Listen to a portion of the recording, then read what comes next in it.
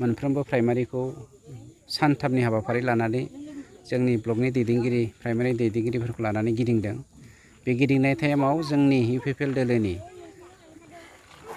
मानव गेदेर चिफ मानव गेदेर आफादगिरि बा दिनैनि जोंनि सरकारनि चिफ बिथांनि दैदेननायाव जेसेबां मानि खामानि मावफुंजादों बेफोरनि फिथा हानायनि हाबाफारिखौबो जोङो लाफादों।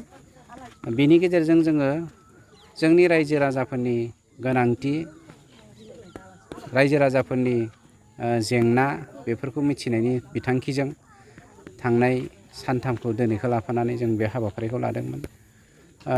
गोबां रायजोफोरनि अजद रायजोफोरनि खावलायनाय रायजोफोरनि गोजोननाय बेफोरनि गेजेरजों बे सानथामाव आं गोबां मेसेजखौ कालेक्ट खालामबाय आरो बेनि गेजेरजों जोङो थुनलाइखौ जों जेरै थुननानै मोजां मोनसे बिथिंजों लांनो हायो बे जोंनि हालामखौ मोजां बिथिंजों लांनायनि खामानिखौबो जों दा जोंनि पार्टिया UPPL दोलोआ 14 नं चिरांदुवार ब्लकनि खामानिखौ मावलांनायनि थाखाय थांखि लासिगोन। बारिनि एक्स गावबुरा जानानै आं हामबाय होदों। आं मानो हामबाय होदों होनना बुङोब्ला जागायजेननाय जोनोम मोनजेननाय जोंनि UPPLनि जेनोखि सार रन्जित बिथाङा जे हाबाफारिखौ मावदों मोजाङै मावगासिनो दङ। दिनै आङो बेखौहाय गावनि आंगो बायदि साननानै दिनैहाय न'खरसेनि बायदि आङो साननानै आंनि जेनाखि गामिनि नांगौफोरनि खेथ्रआवहाय सारनाव आं आबिदन खालामदों। बे आबिदन खालामनाय जिरादफोरखौ जे सारा खालामना होजोबगोन होननानै आं आसा थादों। बेखौनो आङो आंनि आसा थानायानो जोंनि जेनाखि जे कम्पानि जिजेम कम्पानि जल जीवन होननाय दङ मोनसे दैनि प्रब्लेम बे मोनसे आरो मोनसे ओरैहाय जोंनिनो जेनाखि लामा दलां बानायनांगौ दङ बेखौ आं आसा थादों। बेखौ आं रायथिजोबखाबाय सारजों आरो बेजों लोगोसे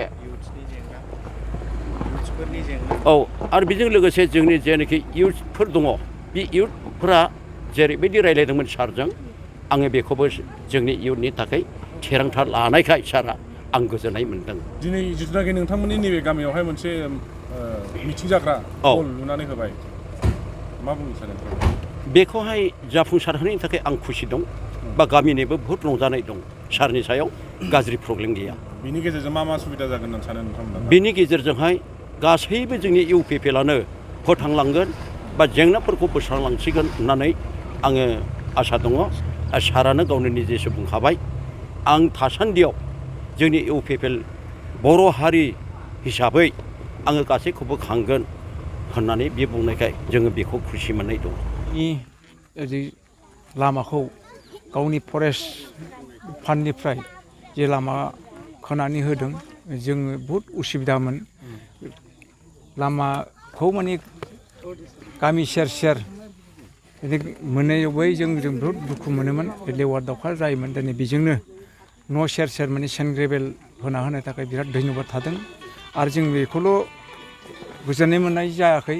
आरो मोनसे खोथा जाहैदों जों BCDC एलेकायाव जोंनि बे आमबारि लामाजोंनो गोबां जोंहा अन्थाइ बाला रोगायो आरो अन्थाइ बाला रोगानायाव बहुद जोंहा लामाया हाद्रि गुफुङो। बै मेन लामाया बै हाद्रि बाला गुफुंनायनि थाखाय जोंहा बहुद खस्थ' मोनो खाथि खालानि न'खरा आरो जोंनाबो आंनाबो न'खरा खाथि हाद्रि गुफुङो आरो दैज्लां समाव बहुद दैस्लुंजों हाखर जानानै बहुद बेले बेजे जोंनाव समस्या जायो आरोखि। दा बेखौबो आङो बे जोंनि बे UPPL सरकारनि सायावनो आं जुरिथि जादों। आंनि आसा खालामो आं बेखौ मावफुंजोबगोन होननानै। आरो फारसेथिं जोंहा क्लाब दङ गिदिरनो। बे क्लाबाव मोनसे जोंहा माल जाल दोननो थाखाय उसुबिदा जादों।